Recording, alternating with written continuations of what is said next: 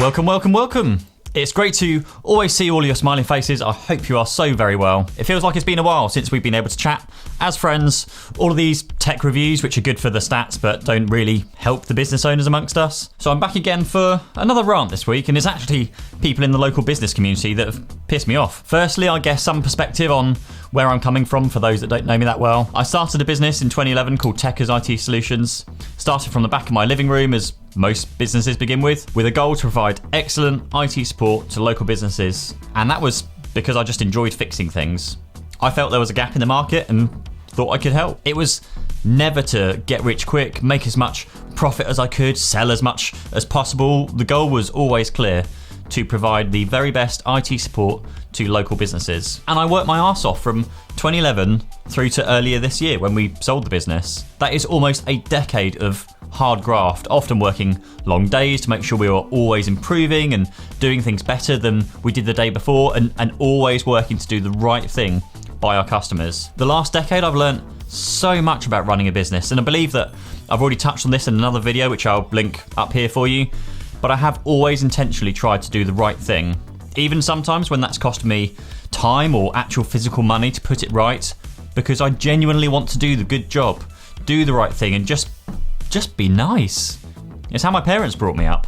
When running a business, most of the time you have zero clue what you're doing. Heck, spoiler alert, I still have zero clue what I'm doing most of the time. But there are of course times where you fall outside of the line, completely unintentionally, genuine mistakes that we as business owners make. So anyway, what does ethics have to do with all of this, other than the recent accusation of my own ethics, which is a story for another day? But it's also come to my attention recently that a local business has been failing this ethical standard on at least 2 accounts, maybe more. Firstly, you know all of those accreditations that you business owners work hard as nuts to obtain, the accountants who train to become ACCA certified, solicitors who study to pass the bar?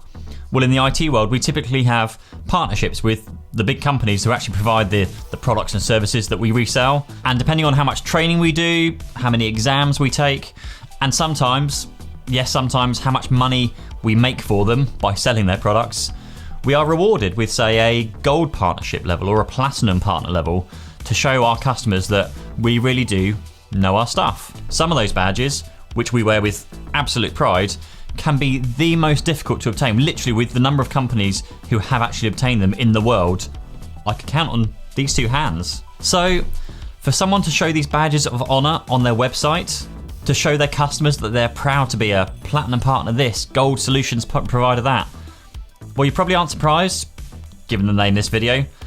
They hold none of these certifications. Ethics fail number 1. Ethics fail number 2 came when talking to other IT businesses, only to discover that this same company had approached them to ask if they could use them to provide IT support to their customers. But here's the kicker: for the pleasure of them being given business, they think splitting the revenue 50-50 was acceptable. Like, what the dick? This company is now posting all about how they offer revolutionary IT support to their clients, yet it's anything but. And whilst this video is highlighting my opinion of how not to run a business, I just want to pinpoint one thing in particular here. If you are a small business and you are struggling to grow, maybe you're a one-man band and just starting out, looking for that big break to break even, please don't agree to give away 50% of everything you're working your nuts off for. We all know that there just isn't space for giving away 50% of your margins, particularly in the IT world. 50% margin is just insane. Maybe I'm in the wrong job. You know, I was sat in a local hotel a few years ago and I overheard a sales meeting. A telecoms company were running through their weekly leads, and one of them proudly claimed that they managed to get away with a 60% markup on a sales inquiry that week.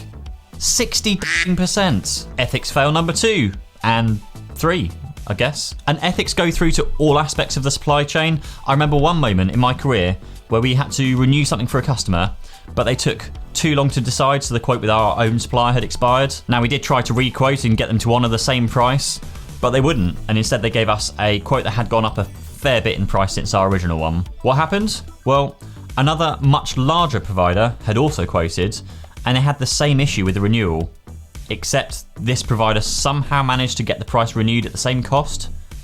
When I asked one of their engineers how they manage this, they said that they basically get whatever they want because they're so big. Like, seriously? Speaking of likes, don't forget to like the video. Maybe subscribe. Hit that bell. And you know what?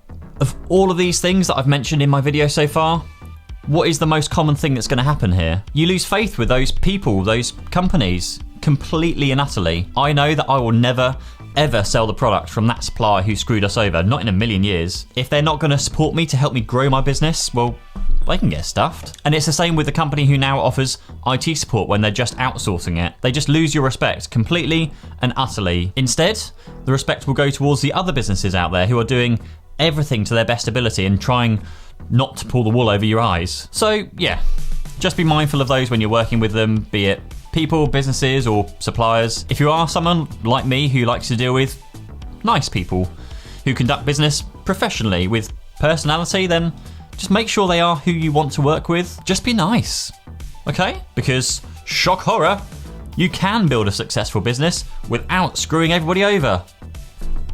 I have zero time for people who will just screw anybody over to make a bit of extra cash. So a two-pronged video this week.